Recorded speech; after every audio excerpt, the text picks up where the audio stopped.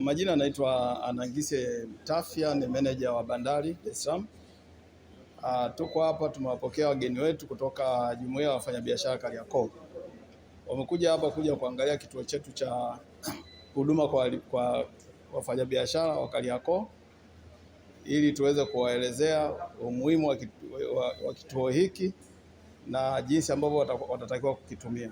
Kituo hiki kinasikiliza changamoto mbalimbali ambazo wateja wanakuwa wanakutana nazo, na lengo la kituo hiki ni baada ya kamishina mkuu kuelekeza kwamba kiwepo ili wafanyabiashara wanapopata changamoto waweze kuwa na dirisha maalum la kuweza kupata huduma. Tukio ni mzuri licha ya kuwa bado wafanyabiashara wengi walikuwa hawana uelewa wa kuwepo hiki kituo, na ndio maana tumeweza kuwaita viongozi wao ili waweze kufika na tuweze kuwaelezea umuhimu wa kituo hiki na waweze kukitumia kama inavyotakiwa.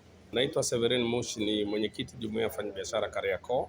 Leo tumetembelea kituo cha uwezeshaji wa wafanyabiashara maalum dawati la Kariakoo, na tumekuja kujifunza kuona kwamba kamishna kwa maelekezo ya Mheshimiwa Rais waliona kwamba Kariakoo ipewe eneo maalum na tuhudumiwe kipekee kulingana na umuhimu na namna ambavyo tunalipa kodi. Kwa hivyo kituo hiki kilifunguliwa siku chache zilizopita, lakini kutokana na mambo kuwa mengi hatukuweza kushiriki. Leo uongozi wa Jumuiya ya Wafanyabiashara Kariakoo pamoja na wafanyabiashara ndio tumekuja kukitembelea na tumeona mambo mazuri ambayo yameandaliwa. Hivyo ni waombe wafanyabiashara wa Kariakoo, hasa waagizaji, anapokuwa na tatizo, kwa sababu tumekuwa tukipitia changamoto na maagent, basi asisite kufika, na wapo ground floor hapa jengo la mamlaka ya bandari.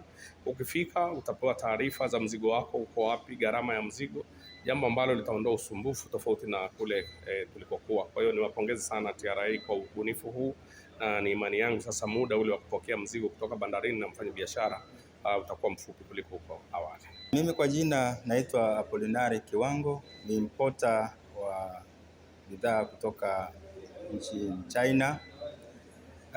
Kutokana na kuanzishwa kwa dawati hili, sisi wafanyabiashara tunaweza kufikisha changamoto zetu mbalimbali ambazo zinatukabidhi kama sisi wafanyabiashara, na kwa ushirikiano pamoja na maafisa wa TRA pamoja na maafisa wa forodha, basi tutaweza kutatua changamoto hizi na kuiletea taifa letu maendeleo, lakini kuwasaidia pia wafanyabiashara waweze kufanya biashara yao kwa uhuru na kuweza kuiletea nchi yetu maendeleo, na watu waweze kulipa kodi ambayo inalipika, na kuwe na ushindani ambao ni kwa wote, ambao hautaleta faida kwa mtu mmoja au wengine, lakini wote tufanye biashara kwa ushindani ambao ni linganifu, ili tuweze kujenga taifa letu na sisi wenyewe wafanyabiashara tuweze kupata maendeleo. Renard Simula ni katibu mkuu Jumuiya ya Wafanyabiashara Kariakoo. Hili dawati litatusaidia sana pale kwamba tumekwama sasa kwenye issue ya taarifa.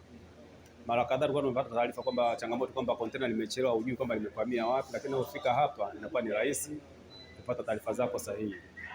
Lakini pia tumewaomba wataalamu wetu kwamba watusaidie sana, hasa tunapokuja na mfumo wa IDRAS, kwamba hizi taarifa za bandarini na za kodi za ndani ziweze kusomana ili wafanyabiashara waweze kufanya biashara kwa amani na uhuru.